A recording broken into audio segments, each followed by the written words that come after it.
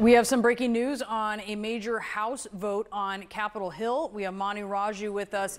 Tell us about this, Manu, because it's looking like there are not enough Republican votes on this stopgap funding measure.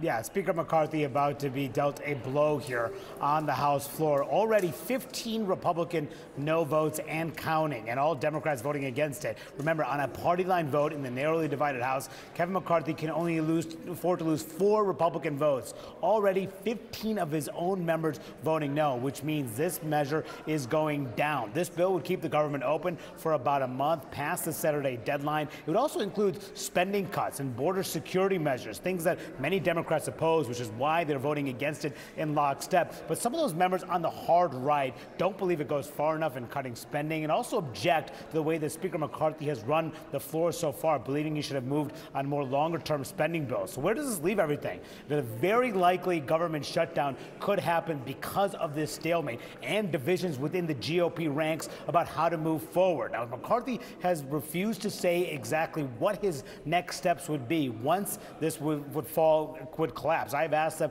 time and again, is it time to start to cut a deal with Democrats, to try to come up with any short-term spending volume to avoid the government shutdown and the damaging consequences of a shutdown? The Speaker has not yet said that that is his plan. Perhaps one reason why? Threats from his far right, from those same members who are blocking this bill from going ahead, saying that if he does cut a deal with Democrats, that could be enough for them to force a vote pushing him out of the speakership. So the question now is, what will Speaker McCarthy do next? He walked into the chamber just moments ago, did not answer questions, but he is meeting behind closed doors with his entire conference this afternoon, presumably could detail the next steps here, but all eyes on the Speaker after this vote, expected to go down. Now 21 Republican no votes and counting. This is going to lose on a bipartisan vote. Now the Speaker will have to decide what's next as the Senate across the Capitol moving along bipartisan track to try to finish its own bill over the next few days. But now the House,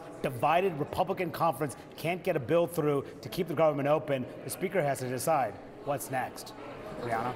What is the calculus then? And clearly he's being mum on what is next, Manu. We know that you have asked him, and you are quite persistent in your questions. We know that about you. But what is the calculus on putting this bill on the floor if he pretty much he knows it's going to fail, and it's failing pretty badly here? Yeah, it is, and it looks like the vote was just called here. They just gavelled the vote closed. It looks like, I believe, from what I'm seeing, 198 to 232 was the final vote here as the vote was closed. So that was a pretty resounding rejection from the Speaker. As you saw, a number of those members, roughly more than 20 it appeared. We'll see what the final number actually was here. But the Speaker wanted to demonstrate that to his members that he tried to do what these members on the hard right wanted. He tried to move on some of these individual long-term bills first before going along with spending cuts and trying to paint them as the ones that are being unreasonable here within his conference as he tried to pressure them to back down and ultimately agree to move forward on the plans. He's trying to show that he did everything he could to get Republican support for a Republican-led plan to help them in leverage in negotiations with the Democratic-led Senate, which is moving along in bipartisan lines here. So he was unable to get this across the finish line, and that is what has been a lot of concern among McCarthy allies, that they won't have a negotiating position with the Senate. They don't have a card to play in these talks to keep the government open now that there's not a House bill that they can get approved. So that leaves the Speaker to decide pretty much continue to fight, continue to dig in, try to get the White House somehow to agree to their demands. If not, cut a deal with Democrats and potentially risk his speakership. Yeah, so does he necessarily, is he a goner if he cuts that deal with Democrats? And what happens if he does not cut that deal with Democrats?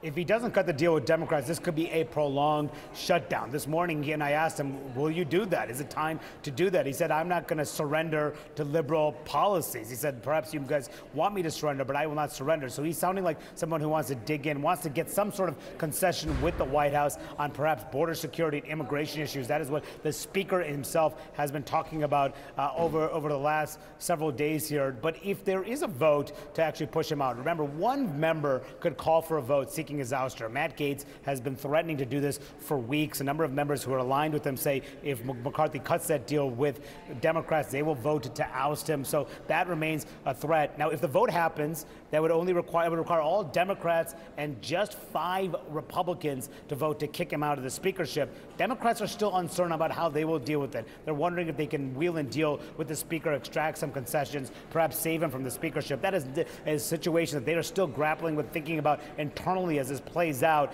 But if he does lose that vote, then we will go to another speaker's race. They will keep voting until they get someone who can get 218 votes in the House to find a new Speaker of the House. Until that point, though, the House will be paralyzed, unable to act, in a complete hostage situation on the floor at this critical time, potentially the time when the government is shut down as well. So just a lot of questions, because that has never happened before in American history, but it's something that has continued to be a threat over the Speaker at this key moment here, which is why this is why McCarthy's next steps, of course, are being watched very closely in these halls, not just around the country and around the world, about whether the United States government will remain open, but whether he'll be able to keep his job and keep the far-right members from pushing him out.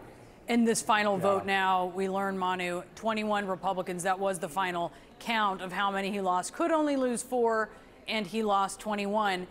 As we talk about, and we're headed here for this government shutdown, and we talk about this possibility of Kevin McCarthy now, one of his options, trying to cut a deal with Democrats. Are they even inclined to do that, Manu? They have just this week sat through this impeachment inquiry hearing that was, a bit of a political circus. And will their constituents understand, even if they make the case, why they would be trying to save the hide of Speaker McCarthy?